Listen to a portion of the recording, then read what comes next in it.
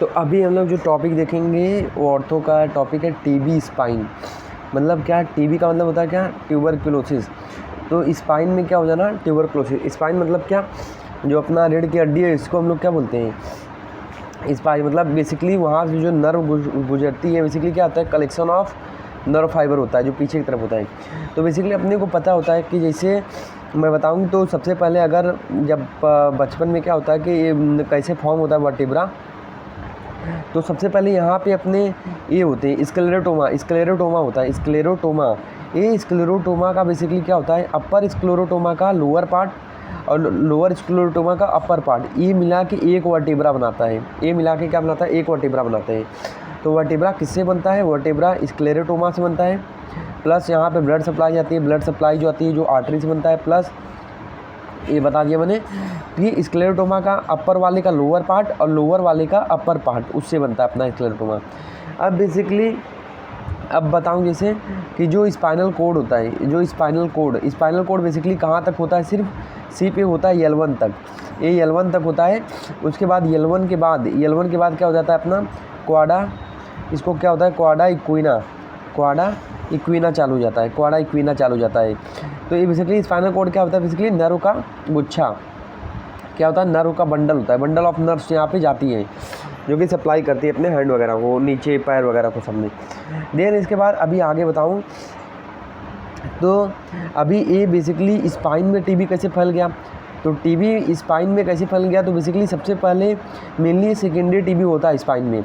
मतलब ये लंग्स के थ्रू या तो एब्डोमेन के थ्रू बेसिकली क्या हो जाता है, फैलता है, लंग्स या एब्डोमेन के थ्रू। और ये फैलता कैसे है, बेसिकली हीमेटोजीनस रूट से फैलता है। और उसमें कौन सा होता है, बेसिकली एक होता है वेन होता है, वेन का गुच्छा होता है, उसको बोलते हैं बैटसन प्लेक्सिस। तो बैटसन प्लेक्सिस मतलब गुच्छा, तो यहाँ पे वेन का गुच्छा है बेसिकली ये। तो यहाँ पे सिंस यहाँ पे वॉल नहीं होती, इसलिए वहाँ पे क्या होता है, वॉल नहीं होती, इसकी वजह से यहाँ पे ज़्यादा यहाँ पे इन्फेक्शन फैलने का चांस होता है इसमें। अब इसके बाद हम लोग देखते हैं टाइप ऑफ टीबीएस, मतलब टाइप ऑफ ट्यूबरकुलर स्पाइन। तो इसमें टाइप क्या है, तो सबसे पहला एक होता है पैराडिस्कल। तो पैराडिस्कल का मतलब क्या होता है, पैरा मतलब आसपास, डिस्कल मतलब डिस्क। तो डिस्क के आसपास जो टीबी फैलती है उसको हम लोग क्या बोलते हैं, पैराडिस्कल। ये हो गया। सेकंड कौन सा टाइप होता है, सेकंड होता है सेंट्रल मतलब क्या, डिस्क के बीच में। सेंट्रल मतलब क्या होता है, डिस्क के बीच में, दो डिस्क के बीच में। सपोज ये डिस्क है और एक डिस्क ये है, ये क्या है, इंटरवर्टेब्रल दो डिस्क के बीच में ना, तो दो डिस्क के बीच में एक डिस्क ए हो गया, ये डिस्क ए हो गया, यही क्या है अपना इंटरवर्टेब्रल जॉइंट है। ये फाइब्रोकार्टिलेजियस जॉइंट होता है, इसी को लोग डिस्क बोलते हैं। अब दो डिस्क के बीच में मतलब यहाँ पे फैल गया, तो इसको ये यहाँ पे टीबी हो गया, तो ये उसको हम लोग क्या बोलते हैं, सेंट्रल। थर्ड अपना होता है बेसिकली लिगामेंट के आसपास। तो अपने को जैसे पता है कि ये अपना बताऊँ तो ये वर्टिब्रा है, सपोज ये वर्टिब्रा है और ये क्या है, डिस्क है, ये डिस्क है। तो यहाँ पे अपने को पता होता है ये क्या होता है, ट्रांसवर्स प्रोसेस, ये अपना स्पाइनस प्रोसेस। और यहाँ पे क्या होता है अपना ट्रांसवर्स प्रोसेस, ये क्या है, ट्रांसवर्स। तो ये ट्रांसफर प्रोसेस है, स्पाइनस प्रोसेस है।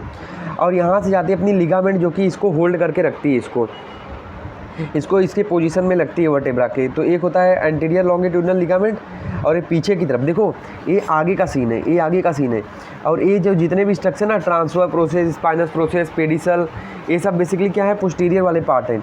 तो जो हम लोग अपने पीठ को जो टच करते हैं, जो अपने वर्टेब्रा को टच करते हैं, वो स्पाइनस प्रोसेस ही है। वो क्या बेसिकली वो टच पे स्पाइनस प्रोसेस ही अपने को मिलता है। तो जो एंटीरियर लिगामेंट अगर इसमें टीबी हो जाए तो इसको हम लोग क्या बोलते हैं, इसमें भी टीबी हो सकती है। तो ALL टीबी। उसके बाद लास्ट में एक होता है फोर्थ, टीबी स्पाइन पोस्टीरियर। और पोस्टीरियर में मैंने बता दिया क्या क्या आएगा, ट्रांसवर्स प्रोसेस आएगा, पेडिसल आएगा, और क्या आ जाएगा अपने, पेडिसल आएगा, लाइमिना आ सकता है, लाइमिना और अपना स्पाइनस प्रोसेस। तो ये सब बेसिकली पोस्टीरियर वाला होगा। तो ये चार टाइप के टीबी हो गए, पैराडिस्कल, सेंट्रल, ALL और अपना पोस्टीरियर टीबी। अब देखो टीबी में बेसिकली होता क्या है, जो टीबी होता है उसमें क्या होता है, ग्रेनुलेशन टिश्यू फॉर्म होते हैं। वो क्या बनाते हैं बेसिकली, वो हड्डी को खाते हैं, मतलब वर्टेब्रा को खाते हैं और खा के क्या बनाते हैं, डेब्रिस बनाते हैं। खा के क्या बनाते हैं, डेब्रिस बनाते हैं। और यही ग्रेनुलेशन टिश्यू क्या करते हैं, न्यूट्रिशन डैमेज भी करते हैं, न्यूट्रिशनल डैमेज, इसी के लिए हड्डी में इश्केमिया भी हो जाती है। और बेसिकली जो टीबी होती है ना, डॉर्सल स्पाइन मतलब T1 से लेके T12 लेवल पे ज़्यादा होती है। डॉर्सल स्पाइन मतलब थोरेसिक को ज़्यादा ये इफेक्ट करती है टीबी, तो यहाँ पे डॉर्सल स्पाइन मतलब थोरेसिक में ज़्यादा कॉमन है। ये हो गया। अब यहाँ पे एक और चीज़ बनती है यहाँ पे, और क्या होता है, कोल्ड एब्सेस बनता है। कोल्ड एब्सेस का मतलब क्या होगा, यहाँ पे पस जो होगा, पस लेस होगा, लेस पस होगा, प्लस ट्यूबरकुलर डेब्रिस होता है उसमें। ट्यूबरकुलर डेब्रिस मतलब वही जो ग्रेनुलेशन टिश्यू ने वर्टेब्रा को खा के चूड़ा बनाया, वही उसी को हम लोग क्या बोलते हैं, ये बोलते हैं कोल्ड एब्स। ये हो गया। तो पस यहाँ पे और ट्यूबरकुलर डेब्रिस रहेगा।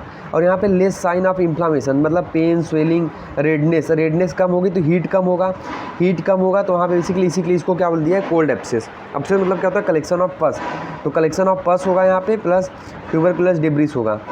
ये हो गया। अब यही कोल्ड एब्सेस जो होता है, वो कोल्ड एब्सेस से फेसिया या नर्व के थ्रू, फेसिया और नर्व के थ्रू अगल बगल के पैरावर्टेब्रल एरिया में फैल सकता है। पैरावर्टेब्रल और प्रीवर्टेब्रल एरिया को कवर कर सकता है।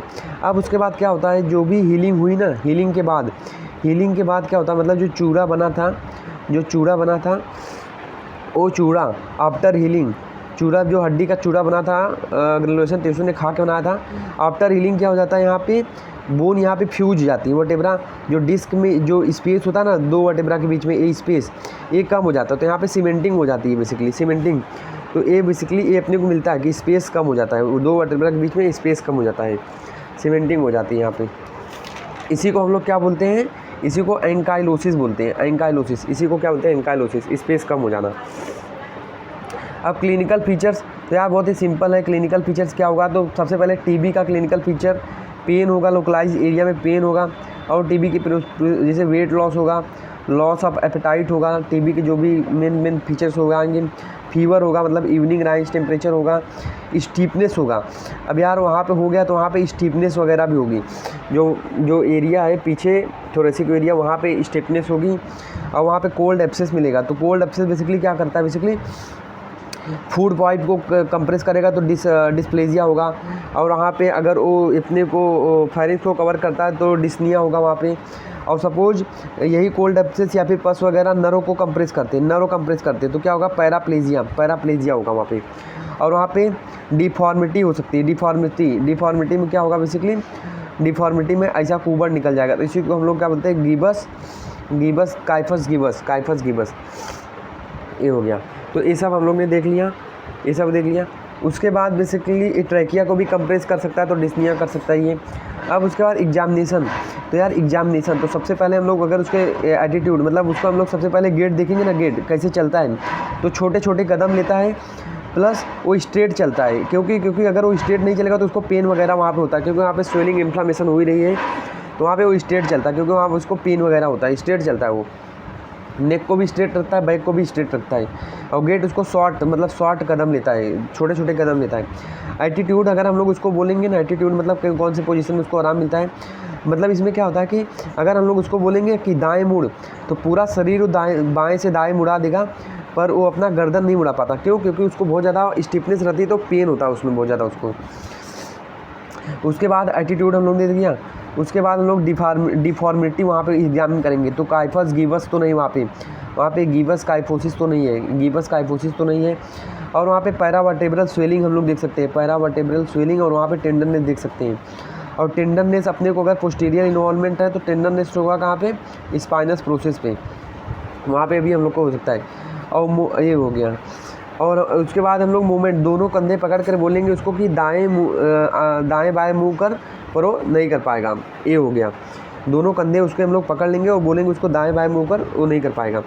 उसके बाद यहाँ पे न्यूरोलॉजिकल एग्जामिनेशन करेंगे। न्यूरोलॉजिकल एग्जामिनेशन में क्या होगा, अगर वो थोरेसिक एरिया का इन्वॉल्वमेंट है, डोर्सल स्पाइन इन्वॉल्व किया हुआ है, टीबी है, तो क्या होगा यहाँ पे लेग की हैंड वीकनेस होगी, हैंड वीकनेस मतलब इसमें पैराप्लेजिया होगा। वही पैराप्लेजिया मतलब नर्व की वीकनेस। और अगर इसका लास्ट बताऊँ तो पैरालिसिस मतलब पूरा बंद हो जाना मूवमेंट। और अगर यही लंबर को कवर, लंबर में स्पाइन है तो इसको लंबर ट्यूबरक्लोसिस है तो इसको बेसिकली क्या होगा, लेग में वीकनेस होगी, लेग में वीकनेस होगी, तो ये ध्यान रखना है। उसके बाद टेस्ट इन्वेस्टिगेशन पे आएंगे हम लोग। इन्वेस्टिगेशन हम लोग यहाँ पे एक्सरे हम लोग कराएंगे, डॉर्सल लंबर स्पाइन, डॉर्सल मतलब thoracic lumbar spine, AP lateral करा लेंगे। उसके बाद एक्सरे हम लोग कराएंगे एलएस मतलब लंबर सैक्रोल स्पाइन, एपी लैटरल इसको भी करा लेंगे। और कोल्ड एब्सेस के लिए हम लोग श्वास एब्सेस के लिए मतलब श्वास एक्सेस के लिए हम लोग एक्सरे एब्डोमेन करा लेंगे। श्वास एक्सेस मतलब एब्डोमेन के अगल बगल स्वेलिंग होती है, सॉरी अम्बिलिकल के अगल बगल स्वेलिंग होती है, तो वो हम लोग करा देंगे एब्डोमिनल एक्सरे। अब फाइंडिंग हम लोग को क्या क्या मिलेगी एक्सरे में, ये हम लोग देखते हैं। तो एक्सरे में सबसे पहले रिडक्शन ऑफ स्पेस मतलब एंकाइलोसिस मिलेगा, अपने को एंकाइलोसिस मिलेगा, प्लस डिस्ट्रक्शन ऑफ वर्टेब्रा, मतलब मैंने बताया ना वो खाता है, ग्रेनुलेशन टिश्यू खाता है तो डिब्रीज बनाता है, तो डिस्ट्रक्शन ऑफ वर्टेब्रा। थर्ड क्या मिलेगा उसको, कोल्ड एब्सेस, ये हम लोग को एमआरआई से ज़्यादा डिटेक्ट हो जाए क्योंकि एमआरआई सॉफ्ट टिश्यू के बारे में ज़्यादा अच्छे से बताएगा। उसके बाद पैरावर्टेब्रल एब्सेस के बारे में भी हम लोग को पता चल जाएगा वहाँ पे। उसके बाद वेजिंग ऑफ वर्टेब्रा मतलब ये जो वर्टेब्रा ऐसे है ना, अब ये खाएगा तो ये कम हो जाएगा, तो स्पेस यहाँ पे ऐसे हो जाएगा, ये ऐसे हो जाएगा, तो ये वाला जगह देखो कम हो गया, तो इसको बोल लेंगे वेजिंग ऑफ वर्टेब्रा, ये भी दिखेगा मिलेगा। अब हो गया, अगर सर्वाइकल रीजन में एब्सेस पहुँच चुका है, सर्वाइकल रीजन में एब्सेस है तो क्या होगा, मतलब रेट्रोफेरेंजियल एब्सेस होगा, तो वहाँ पे हम लोग एक्सरे कराएंगे, एक्सरे नेक का कराएंगे, तो हम लोग को वहाँ पे एक्सरे नेक में हम लोग को क्या मिलेगी, स्वेलिंग मिलेगी। तो यहाँ पे डिस्प्लेजिया अगर फूड पाइप की इन्वॉल्व है या फिर डिज्निया, ये सब अपने को मिलेगा वहाँ पे। अब श्वास एब्सेस अगर श्वास को इन्वॉल्व किया है तो वहाँ पे अम्बिलिकल रीजन के आसपास हम लोग को स्वेलिंग मिलेगी, ये अपने को मिलेगी। अब श्वास एब्सेस भी पैरावर्टेब्रल एब्सेस में ही आता है ये भी। उसके बाद एक और चीज़ होता है रेयर फ्रैक्शन, तो एक और इसमें एक और टर्म होता है रेयर फ्रैक्शन। तो रेयर फ्रैक्शन का मतलब क्या होता है कि जो बोन है टीबी से जो बोन है वो वीक हो गई है, पूरी टूटी नहीं है पर बोन वीक हो गई है, तो मतलब अगर वो ज़्यादा खेले कूदेगा, ज़्यादा बाहर लेगा तो बोन डिस्ट्रक्शन हो सकता है, ये हो गया। उसके बाद हम लोग इन्वेस्टिगेशन में और क्या करा दें, सीटी गाइडेड बायोप्सी करा लेंगे, तो वहाँ पे हम लोग एस्पिरेशन करा लेंगे। उसके बाद जीन एक्सपर्ट हम लोग करा लेंगे। उसके बाद सीबी नाट, ये भी हम लोग कराते हैं, टीबी में हम लोग कराते हैं। अभी लंग को बेसिकली टीबी इन्वॉल्व करता है तो एक्सरे हम लोग पल्मोनरी एक्सरे लंग करा लेंगे, मनटॉक्स टेस्ट करा लेंगे, ESR हम लोग देख लेंगे, ESR, और ये हो गया। और अगर न्यूरोलॉजिकल कॉम्प्रोमाइज़ है, न्यूरोलॉजिकल कॉम्प्रोमाइज़ कभी होगा जब हम लोग टीबी का ट्रीटमेंट नहीं करेंगे, तो क्या होगा, न्यूरोलॉजिकल डैमेज होगा, तो वहाँ पे पैराप्लेजिया, पैरास्थीसिया मतलब वहाँ पे जो सेंसेशन होता है ना, मूंग जैसे बोलते हैं ना, चींटी जैसे, उसको पैरास्थीसिया बोलते हैं हम लोग, चींटी जैसे आती है, चींटी जैसे चलने जैसा होता है। अब इसके बाद यहाँ पे हम लोग ट्रीटमेंट में जाते हैं ट्यूबरकुलर स्पाइन में, तो सबसे पहले एक तो हीलिंग स्टेज हो जाती है, खुद से हीलिंग होता है धीरे धीरे करके। सेकेंड, यहाँ पे अगर हम लोग को पैराप्लेजिया डिटेक्ट कर दिया ना, पैराप्लेजिया अगर डिटेक्ट कर लिया तो हम लोग उसको उसके हिसाब से उसको हम लोग बताएंगे क्या अभी ट्रीटमेंट इसका बता रहा हूँ। उसके बाद हम लोग केयर करेंगे, स्पाइन का केयर करेंगे, तो हम लोग सबसे पहले क्या करेंगे, हीलिंग एक तो होती है, उसके बाद अगर पैराप्लेजिया डिटेक्ट हो गया तो उसको ट्रीट करेंगे, उसके बाद केयर ऑफ स्पाइन करेंगे और ट्रीटमेंट ऑफ कोल्ड एब्सेस करेंगे। कोल्ड एब्सेस है तो उसका ट्रीटमेंट करेंगे।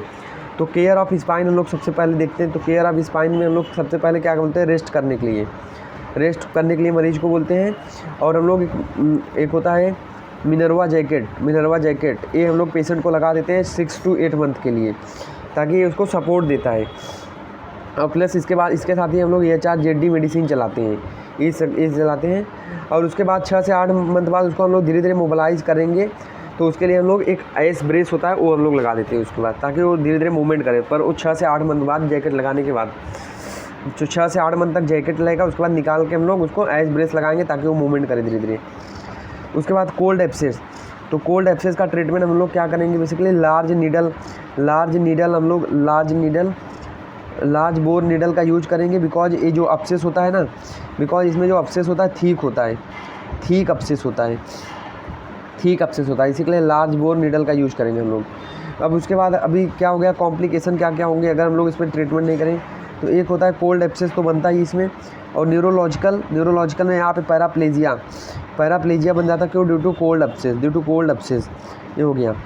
और उसके बाद यहाँ पे एक होता है पोर्ट्स पैराप्लेजिया, तो पोर्ट्स पैराप्लेजिया मतलब क्या होता है, पैरालिसिस स्टेज हो जाती है, पैराप्लेजिया मतलब होता है पैरालिसिस तो नहीं है, पर पैरालिसिस का ऐसा स्टेज हो जाता है, paralysis stage due to TB spine, तो इसको बोलते हैं हम लोग पोर्ट्स पैराप्लेजिया।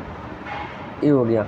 अब पोर्ट्स पैराप्लेजिया का कारण क्या होता है, पोर्ट्स पैराप्लेजिया का कारण क्या क्या होता है, एक तो बहुत ज़्यादा स्वेलिंग है, बहुत ज़्यादा पस कलेक्शन है, और यहाँ पे एक होता है सिक्वेस्टेरा मतलब डेड बोन होता है, उधर पे जब ये ग्रेनुलेशन टिश्यू खाते हैं तो वहाँ पे ब्लड सप्लाई कम हो जाती है, तो वहाँ पे सिक्वेस्टेरा बन जाता है, तो डेड बोन।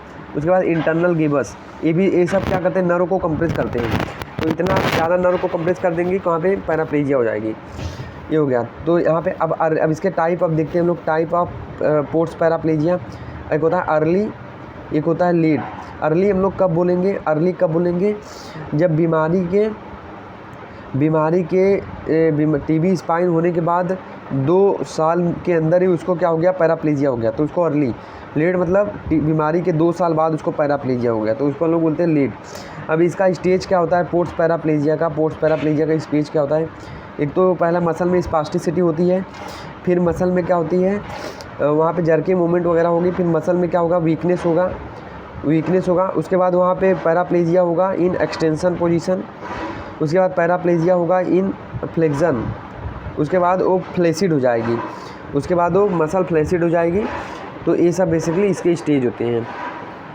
अब इन्वेस्टिगेशन में तो मैंने बता दिया, इसके लिए हम लोग क्या कराएंगे, MRI कराएंगे, CT स्कैन कराएंगे। अब हम लोग को पता चल गया आपसे तो ज़रूरत उसमें हम लोग को नहीं है CT गाइडेड बायोप्सी में। उसके बाद ये हो गया। अब हम लोग इसकी पोर्ट्स पैराप्लेजिया में हम लोग ट्रीटमेंट क्या करेंगे, तो RX में इसमें हम लोग क्या करेंगे, नर्व की रिकवरी करेंगे, जो नर्व बैठ गई उसकी रिकवरी करेंगे। पैराप्लेजिया मतलब क्या, नस बैठ गई है ना, पैराप्लेजिया मतलब यही होता है, नर्व बैठ जाना। उसके बाद उसकी वजह से क्या होता है, वीकनेस वगैरह होती है, नमनेस वगैरह होती है, तो वहाँ पे नर्व रिकवरी। और वर्टेब्रा जो टूट गई है उसको हम लोग रिपेयर करते हैं, उसके सेगमेंट को हम लोग स्टेबल करते हैं। उसके बाद रिहैबिटेट कराते हैं पेशेंट को, रिहैबिटेट। ये हो गया। तो ट्रीटमेंट में सबसे पहले कंजर्वेटिव ट्रीटमेंट में हम लोग क्या कराते हैं, ATT एंटी ट्यूबरकुलर थेरेपी चलाते हैं। अगर इससे आराम नहीं हुआ तो हम लोग सर्जिकल ट्रीटमेंट की तरफ जाते हैं।